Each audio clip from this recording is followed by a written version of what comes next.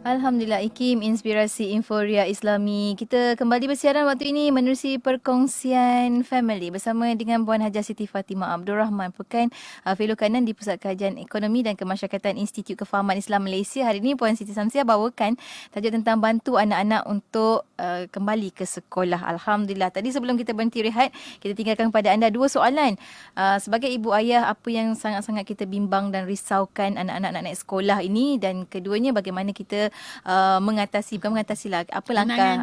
apa langkah yang kita ambil untuk menangani kebimbangan kita tersebut. Dan kita ada ramai juga sahabat-sahabat kita di WhatsApp IKIM di 0112900404 kata alhamdulillah anak-anak nak naik sekolah, saya tak risau apa sebab saya yakin dengan SOP yang dilakukan oleh sekolah. Alhamdulillah. Ini Puan Siti Fatimah juga. Masya-Allah. Alhamdulillah. Dan seterusnya di WhatsApp IKIM kita ada Smart Send gadget, kata pada pandangan beliau ibu bapa perlu ada satu termometer untuk setiap rumah. Sekarang nak cek suhu hanya di pasaraya, sekolah dan lain-lain. Sepatutnya semua perlu bermula dari rumah. Ibu bapa keluar rumah, keluar bekerja, naik pengangkutan awam dan lain-lain. Anak-anak bergaul dengan kawan-kawan. Jadi risiko di mana-mana, jangan hanya tunggu dan cek suhu di tempat tertentu sahaja. Masya-Allah. Seterusnya kita ada Puan Sharifah Kasim, kata risau mereka terlupa SOP yang telah kerajaan sarankan. Katanya sentiasa ingatkan mereka, tak kira yang masih kecil ataupun yang dah remaja. Alhamdulillah. Jadi itu antara respon sahabat-sahabat kita berikan tentang risau tidak risau. Tapi ni alhamdulillah sahabat-sahabat kita ni ada juga solusi yang mereka pegangkan dalam kehidupan mereka. Jadi adakah apa yang diutarakan itu benar-benar tepat seperti mana sepatutnya? Puan Najah, silakan. Ya, terima kasih. Saya suka nak komen yang pertama yang dia kata dia tak risau sebab mesti pihak sekolah dah bersedia dan sebagainya. Kalau kita rujuk di barat pun ya, bila orang bercakap tentang anak-anak kembali ke sekolah, satu perkara yang penting ialah ibu bapa perlu percayakan pihak sekolah bahawa pihak sekolah akan mengambil langkah-langkah yang betul untuk memastikan anak-anak mereka selamat dan tidak dijangkiti oleh virus ini. Jadi sebenarnya kerjasama dan kepercayaan itu adalah satu ataupun asas kepada kerjasama antara ibu bapa dan pihak sekolah lah. Maknanya itu langkah pertama lah, kiranya percaya dulu. Betul. Ada juga orang misalnya tak naklah hantar anak pergi taskar sebab saya tak yakinlah pihak taskar boleh menjaga anak saya dengan sebaik-baiknya, kan. Jadi itu dah akan mengganggu ya proses balik ke sekolah. Tetapi dengan adanya kepercayaan seperti yang dikongsikan oleh Puan Siti Fatimah tadi, itu adalah sebenarnya nombor satu untuk kita memudahkan proses anak-anak kembali ke sekolah tadi.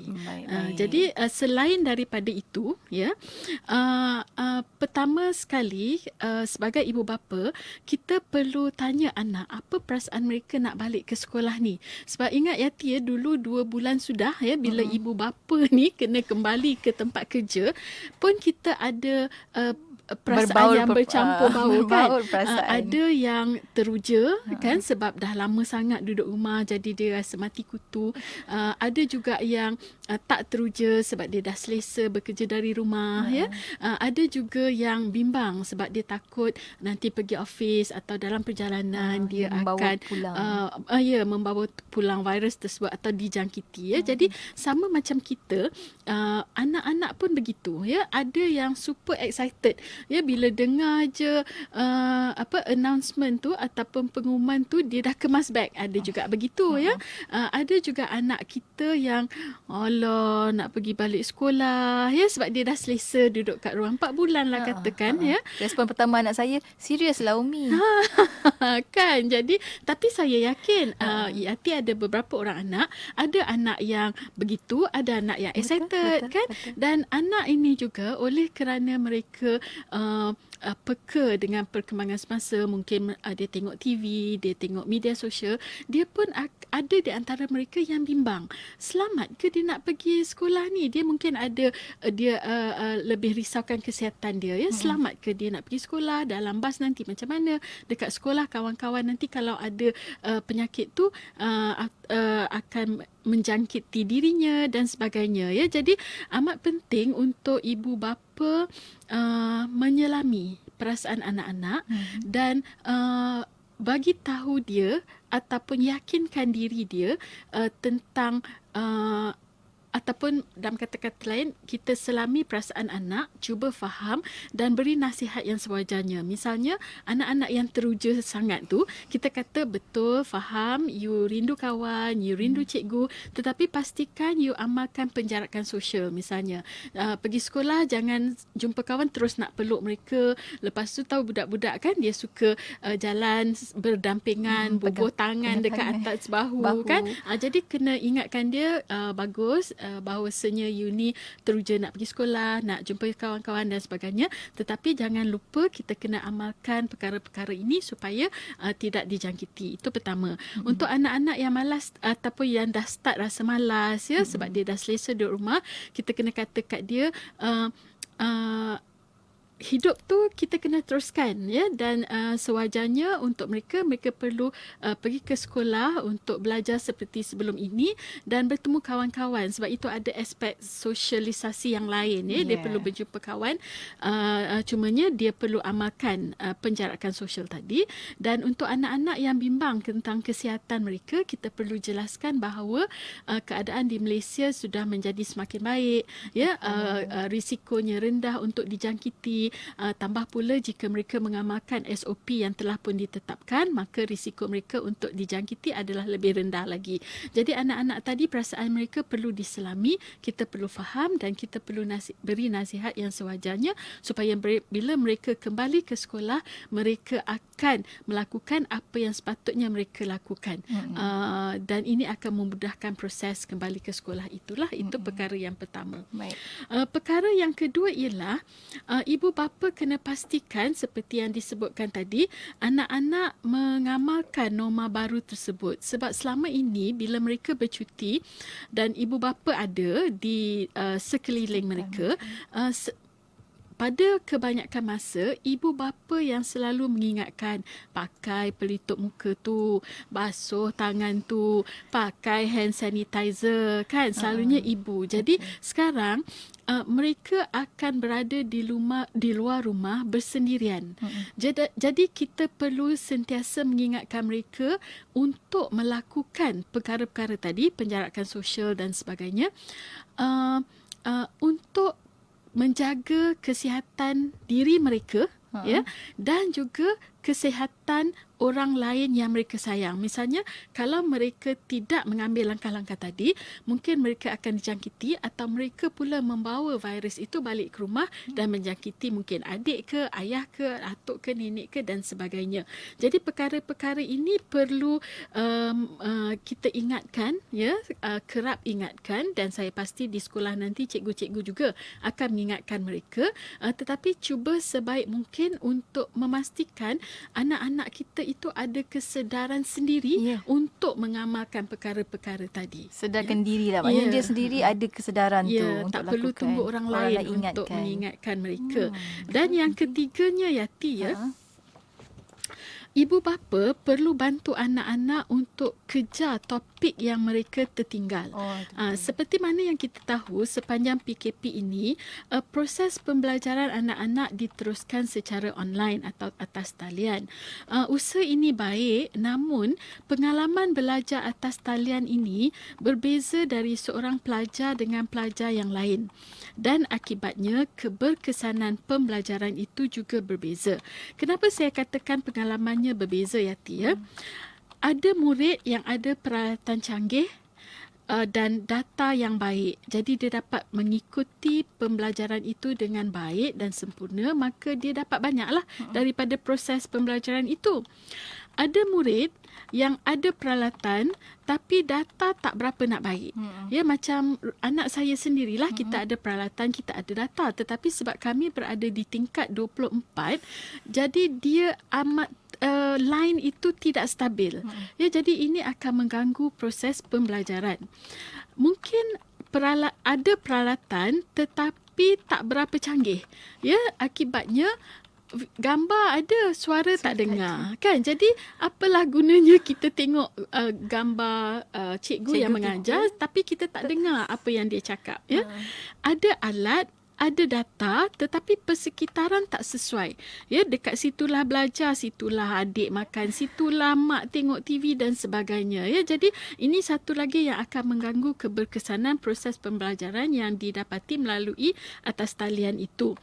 Ada juga yang lebih malang lagi, tak ada peralatan jadi tak boleh nak ikut kelas online tersebut. Dan tetap ada juga ada alat yang canggih, ada line yang baik, tetapi online learning, ya, belajar atas talian ni memang tak ngam dengan dia. Ya, memang dia jenis yang kena face to face. Ya, jadi itu juga akan mengganggu keberkesanan pendidikan ataupun proses pembelajaran. Jadi pengalaman-pengalaman yang berbeza ini mengakibatkan hasil pembelajaran itu berbeza, dan ada yang faham 90%, ada yang faham 70%, ada yang faham 15%, atau mungkin ada yang tak boleh ikut 100%. Jadi dalam kata-kata lain, mesti ada di antara anak-anak kita ini yang tertinggal topik-topik tertentu dalam silibusnya. Jadi kita perlu atasi masalah ini. Sebelum jadi sekolah bermula, kita atasi dulu. Jadi salah satu caranya ialah elok juga kalau bila start sekolah tu kita bagi tahu cikgu apa pengalaman pembelajaran atas talian anak kita. Sepanjang tempoh tu kan. Dia ada infrastruktur yang baik ke, line-nya tak berapa nak clear ke, atau dia tak ada environment yang bagus ke, nak buat macam mana. Sebab memang misalnya duduk rumah pangsa, kan dah tak boleh nak buat apa-apa. Jadi bila kita bagi tahu cikgu tentang latar belakang tersebut, kita harap cikgu memahaminya, bersimpati dan dapat melakukan sesuatu lah untuk membantu anak tadi untuk kejar balik dia punya topik-topik tu. Dan kita punya kerja sebagai ibu bapa bukan sekadar memberitahu cikgu lah. Kita juga nanti bila dah masuk sekolah membantu anak tadi untuk kejar semula. Mungkin cikgu akan bagi extra homework dan sebagainya. Jadi kita sebagai ibu bapa boleh turut terlibat dalam memastikan anak-anak tadi buat homework, memahami topik-topik itu, dan juga kalau kita boleh bantu itu lebih baik lagi lah. Jadi 3 perkara ini ibu bapa perlu beri perhatian bila anak nak masuk sekolah, supaya kita dapat pertamanya membantu anak-anak untuk menyesuaikan diri balik semula. Keduanya, kita sendiri proaktif lah dalam proses memudahkan anak-anak tadi untuk kembali ke sekolah. Macam itu termasuklah ada pelitup muka, ya, ada hand sanitizer dibekalkan, lepas tu ada termometer tadi, itu lebih baik lagi, kan. Tak perlulah dah sampai ke gate sekolah baru tahu anak ni demam, lepas tu dia pun patah balik. Kan, kalau ada di rumah itu lebih baik lagi. Baik. Masya Allah. Dan seperti sahabat kita ni, kita ada Izwan Mumtahanah di FB, kata termometer dan mask dah ada dah, dan kata checklist yang lain sedang dibuat, insya-Allah sama-sama kita hadapi, kita jaga kita, katanya. Seterusnya kita ada sahabat kita juga, Suziana Robi, dia kata nak tanya satu soalan. Sahabat kita ni percaya dengan SOP di sekolah, cuma selepas loceng berbunyi, anak-anak yang di luar pagar sekolah tiada SOP. Jika naik bas sekolah, bagaimana mereka nak amalkan penjarakan sosial yang berkesan dan sebagainya. Ini juga antara soalan juga yang dikemukakan oleh sahabat kita di WhatsApp Wikin, kata beliau risau di kawasan risau situasi di sekolah, yakin pihak sekolah sudah ada langkah-langkah keselamatan yang akan dilaksanakan, cuma yang menjadi kegusaran ialah bagaimana keadaan dalam bas dan van sekolah, sebab para ibu bapa yang bekerja memang menggunakan khidmat bas sekolah, sedangkan bas dan van memang padat kerana mereka juga kejar masa. Jadi itu antara kerisauan-kerisauan ibu ayah, kan. Puan ada nak komen ke? Macam yang kita sebutkan tadi, Yati, kan, yang pentingnya ialah kita cuba mewujudkan rasa kesedaran dalam diri anak-anak kita bahawa kesihatan dia, kesihatan keluarga itu dalam tangan dia. Jadi kita tidak mengharapkan macam undang-undang ataupun peraturan di sekolah, sebab sekarang kita bercakap tentang lebih daripada bila mereka berada di sekolah. Betul. Ya, di luar pagar sekolah, dalam bas, ya. Jadi itu yang kita nak seboleh-bolehnya kita ingatkan anak untuk pakai pelitup muka tu dan mengamalkan.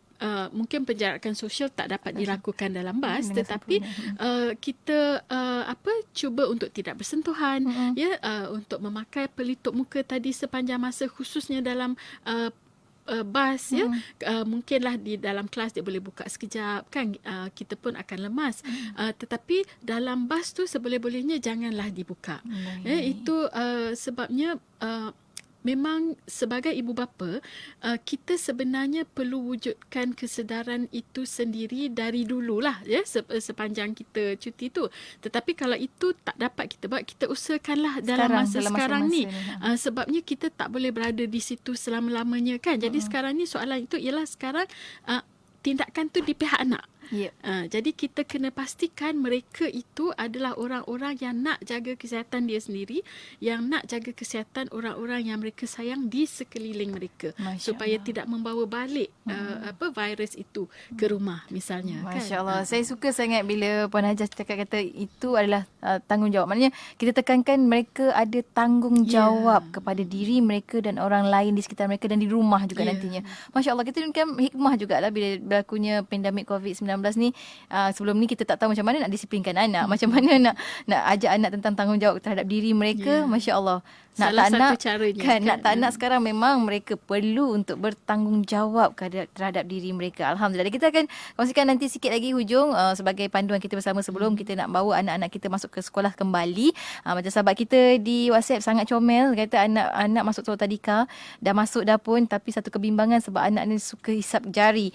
Dan satu perkara yang perlu untuk diajar anak dia adalah jangan sentuh muka, jangan sentuh mulut dan juga hidung semasa di sekolah dan balik rumah. Dan Alhamdulillah, rasanya anak saya tak lama lagi baiklah hisap jari. Alhamdulillah. Masya Allah. Dan kita akan kembali selepas ini menerusi family untuk perkongsian kita tentang bantu anak-anak untuk kembali ke sekolah hanya di IKIM, Inspirasi Inforia Islami.